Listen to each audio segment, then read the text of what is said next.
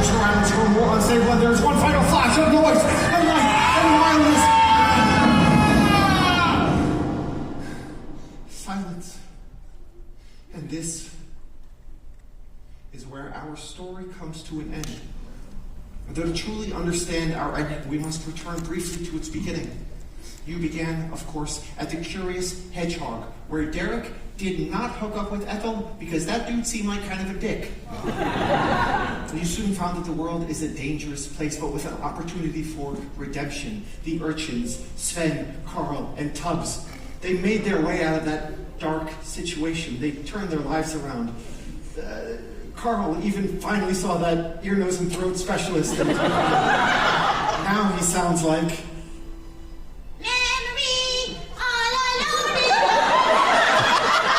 Yes, the doctor was a quack. He's even worse off now than he was before. But the Slad Lord Gumby was no match for you. Your actions banished him back to the primordial realm where he will be hunted down by the other power-hungry Sladdy, which brings us back to this present moment, the future that you have helped create. The havoc, the binding, the ritual does not achieve complete success, but there is a sprinkling of hope. Even in the most dire nights, there is a glimmer of light. The same must be said of this outcome. The flow of the havoc stops. No more of that corruption will infect our world, but what's already leaked out is loose, and the madness of this primordial force will spell discord for the surrounding areas.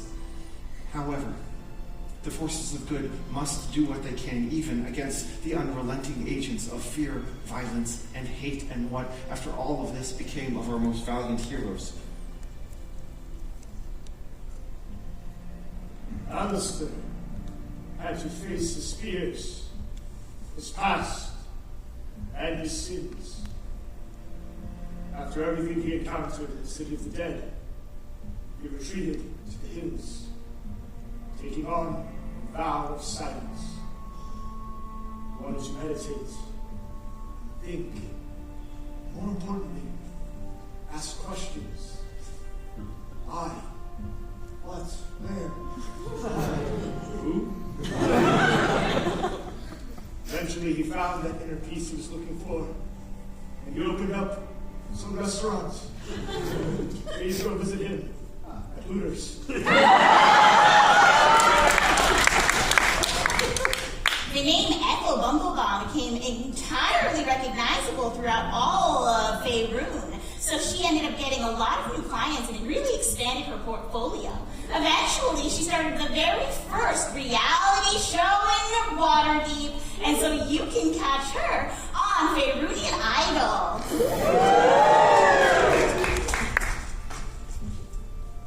Tamburlaine the Greatest ceased to be that day he fought that goose, because he realized he wasn't the greatest.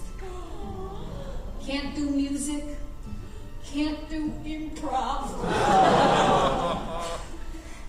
So he realized in this world where trouble lives, he had to go with his strengths, which is blame and compartmentalization.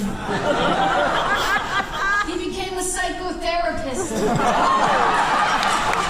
Dr. Tamburlaine will see you now.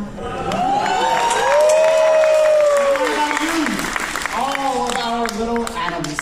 What adventure will you go on next? One where you vanquish evil and right the world's wrongs. One where you battle your own chaotic forces and protect those who come after you. This journey, our journey is over, but the tale of your own life continues however you choose to tell it.